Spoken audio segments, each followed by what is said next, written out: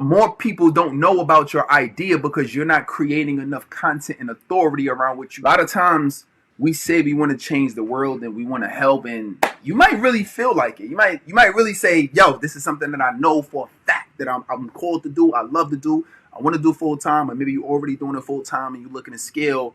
But then when it comes to creating the actual content that's going to attract the people that you're looking to serve and that you're looking to help, it's ghosts, right? You don't have time. You got the kids. You busy running a business. You busy out networking, doing events, doing, coaching calls, you're doing everything else outside of the very activity that's going to allow you to attract the people that you say that you want to help and that you love and that you serve. And today we will overcome that challenge. What I'm going to share with you today is how to create specific types of content, how to even find the time and space to create it, how to come up with the ideas for what you create, and also how to really get it done. Especially, and I see a lot of people fall victim to this, especially around paid advertisement, creating your content. So we're going to be talking about that. So if you're excited, go ahead and put excited below. And so we're going to go through that. Then I'm going to give you some resources that allow you to take this to the next level. And then we'll open up the training for some questions if you have any. All right, let's do it. So that's the biggest reason. That's the biggest thing that I see with people creating content, is that they don't do the deep work that's necessary for the content to actually be created. And I know, one of the biggest challenges that I had was finding the time, was creating the time. I knew how important content creation was, but I never found the time. I was, imagine waking up early, having to go to work, not having time in the morning, not finding any time during work because I'm a great employee, so I'm not finding any time during work to be able to do it. And then coming home and then having all the responsibilities of home, having all the responsibilities of the family, having all the responsibility of cooking, cleaning. You might be part of some organizations. You might have just worked a long, hard shift. So you're like, I just want to kick my shoes off. I want to relax. I want to chill. I want to watch TV. I want to play with the kids, right? And then you look up, by the time you finish doing all of that, it's time for you to go to bed and then wake up and do the same thing all over again. If you understand what I'm saying, put I feel you below. Go ahead and put I feel you. And that's the lives of a lot of people. They're so ingrained in the same routine that they do in and day out that they never actually get an opportunity to do something different. And that was the same thing with me. You know what I mean? I didn't have any kids at the time, but really I'm fresh out of my career, first few years. And I'm doing cybersecurity and I'm trying to figure this whole thing out, and I never found the time. I never found the time to do it, and but at the same time, I found time to do everything else. I found time to go out and party and drink with my fraternity bros.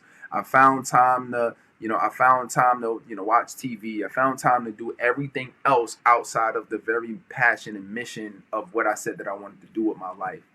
And it wasn't really until I came across this concept of deep work that it really intrigued me. And there's a book on it too.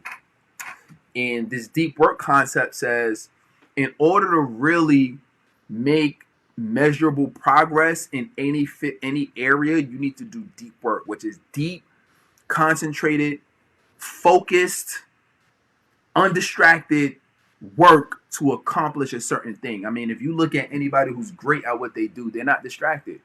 Right, you look at a Kobe saying, he shoot, I don't know, I don't know if it was 500 or 5,000. It was one of those, right? Shooting basically thousands of shots, right, a day, shooting thousands of shots or making at least 500 every morning, right?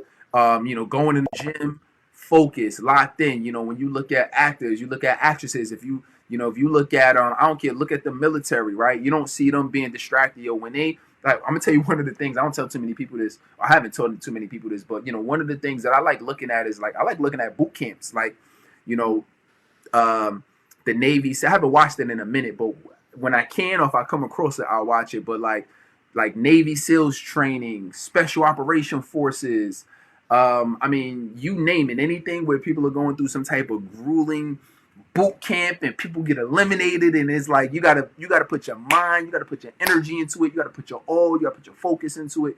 And when you see that, they're not distracted, they're focused, they're deep, they're locked in. And that's the same type of focus that we need to have when it comes to content creation, right? But a lot of times, because folks don't know what to, what to post or what to release or what to give or what type of content that they should create for their paid advertising, that they procrastinate and that they push it off. So here's the first thing. Let's create the space. So first things first, and these are the things you want to write down or put it in the chat if it's anything that's an aha to you. So first thing is, you got to create the space to do the deep work. When I started realizing and changing my mind from an employee to an entrepreneurship mindset, I realized that I had more time than I thought. I realized that I had time in the morning. I just had to go to sleep earlier. And I was able to do, even if it's 30 minutes of deep work, undistracted, phone off, airplane mode. What am I creating today? Then I expanded it into an hour and deep work, focus, right? And now today I expanded into a whole afternoon. Now, don't try getting on my calendar before noon, because the whole morning I got like a solid 2.5 hours. I meet with my team early in the morning, and I got like a solid 2.5 hours of just deep, creative, focused work, right? And that's the type of undistracted. And I mean, like phone, like airplane mode, locked in. What am I creating? And that allows me to get ahead. That allows me to continue to produce the content and to do the training and to write the curriculums and, to write the books and to design the courses and the programs and the webinars and the events that you see. Is because I have focused time that I'm not getting distracted in. So that's the first thing. You got to create the space. If you work in a full-time job, you got the morning. Listen, I'll put it to you this way. You have a lunch period, so you can utilize that lunch period to do focused, deep, concentrated work, especially if it's around content creation. Know what you're going to create. Know what you want to do. If you got 30 minutes or you got an hour lunch, okay, cool. How many reels can you shoot? Reels are only 60 seconds, 90 seconds. So you can shoot something. You can take 90 seconds. We do more than that. Scrolling online, researching something on our phone, we take longer than that, right? Going through Instagram and liking posts, right? Or Facebook or whatever, right? Looking through TikTok, we spend more than a minute doing that. The problem is we spend so much time consuming that we don't realize that we can literally repurpose that time and use it to actually create. You should really be, especially if you're in business, which if you're following me, you probably are, right? So, or you're probably aspiring or getting into business, but a lot of times we're spending more time consuming information than we are actually creating. And that's the problem. So, and that happens on all levels, right? It still happens to me, right? And it happens to a lot of people, but as you become more successful, you get it, you hone this in a little bit more.